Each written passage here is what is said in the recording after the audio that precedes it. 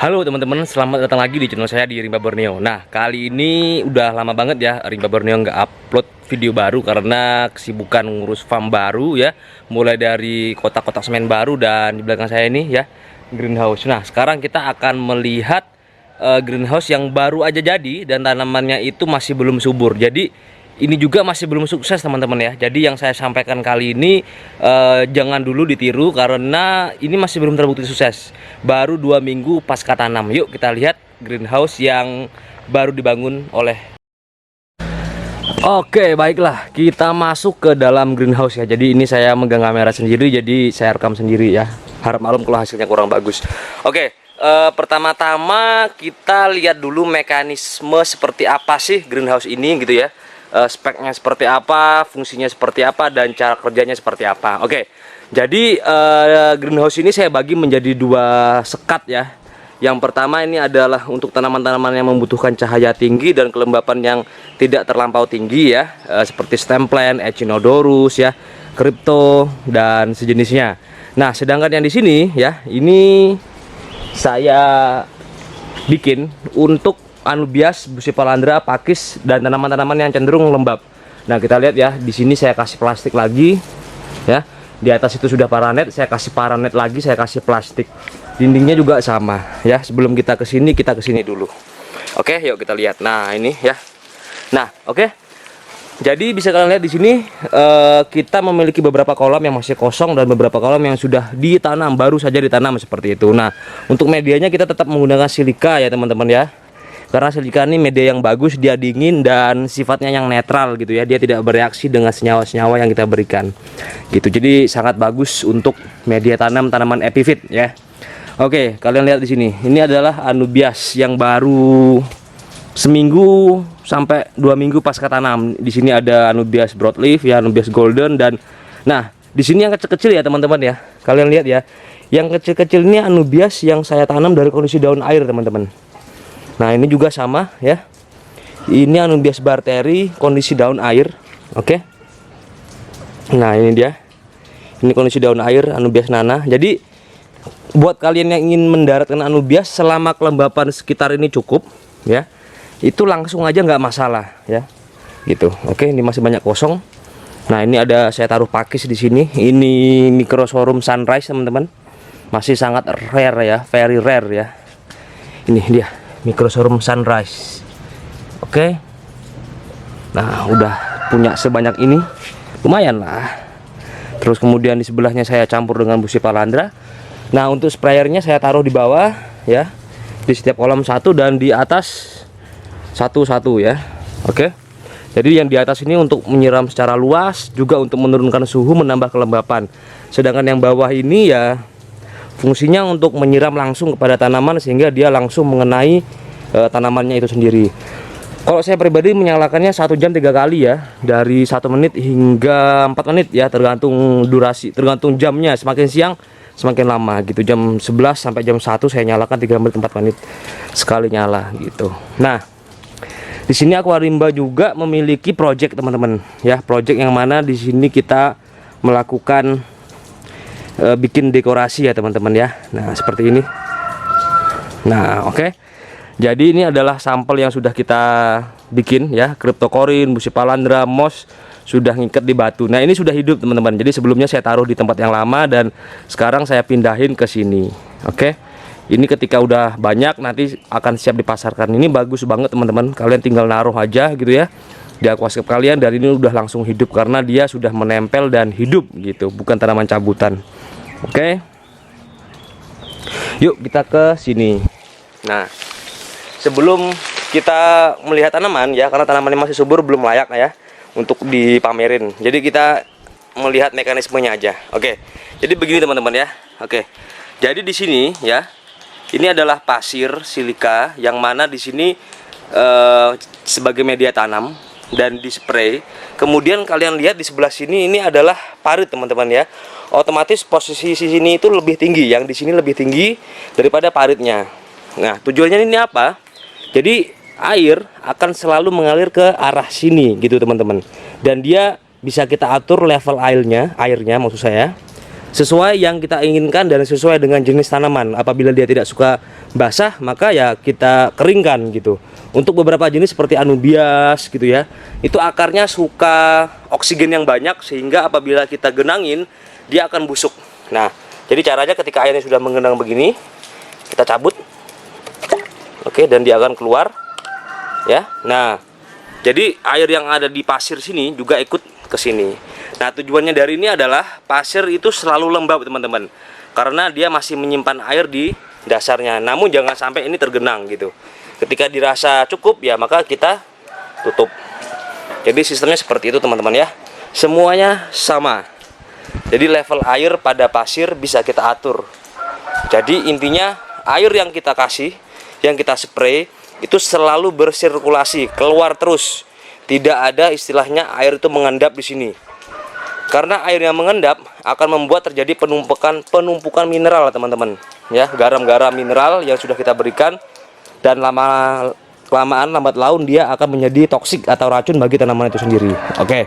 Nah, untuk kedepannya Aquarimba juga akan membuat produk yang menggunakan pot dan rock wool. Nah, ini ya.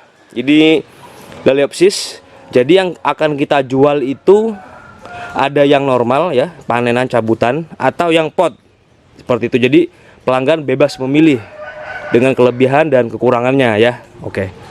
Ini Liliopsis, kemudian ada baby tears. Nah, di situ ada Echinodorus teman-teman ya. Nah, ini kesukaan para reseller karena kebetulan kebanyakan reseller di sini sudah banyak yang request untuk membuat produk seperti ini. Jadi mereka tinggal tanam ya, udah hidup. Berbeda dengan toko-toko yang hanya ditaruh di pot apa itu, tanah liat itu ya. Itu sebenarnya dipotong dan langsung ditanam. Jadi dia tidak berakar gitu ya. Nah, jadi kebanyakan dari mereka akhirnya ingin request seperti ini. Ini kebanyakan request dari reseller teman-teman. Nah, ini Pinnatifida. Kemudian ini adalah Storogin teman-teman. Nah, oke. Bisa kalian lihat. Nah, ini Storogin ketika dia sudah cukup banyak siap untuk jual. Ini juga sebagian bookingan reseller teman-teman. Apakah end user juga dapat kok, tenang aja. Oke, ini apa ini?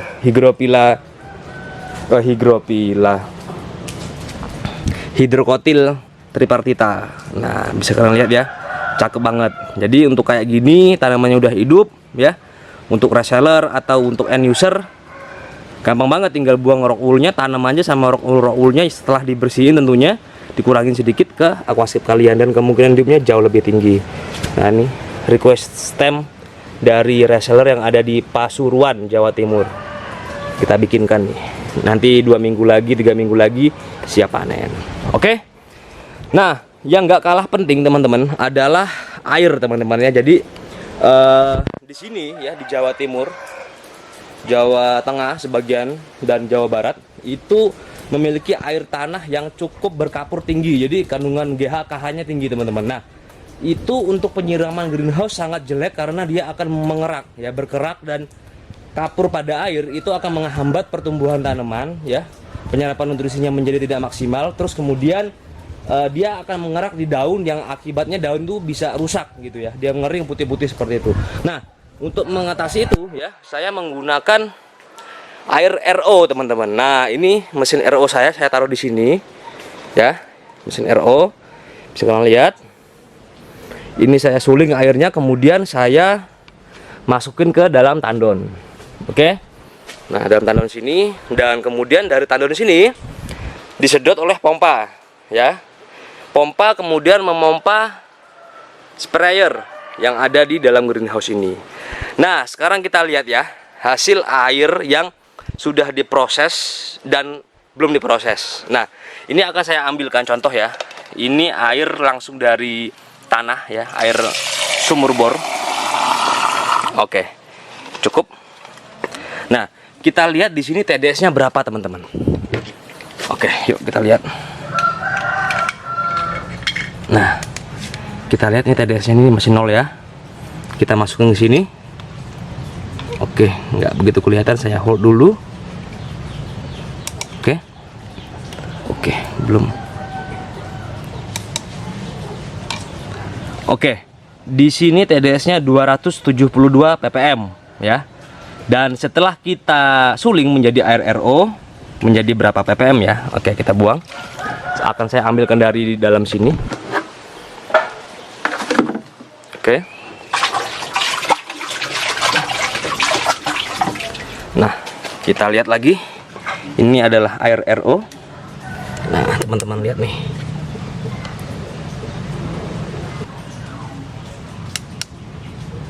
Oke, kita lihat di sini hasilnya 17 ppm ya, dari 270 sekian menjadi 17 ppm gitu. Jadi sangat drastis turunnya gitu.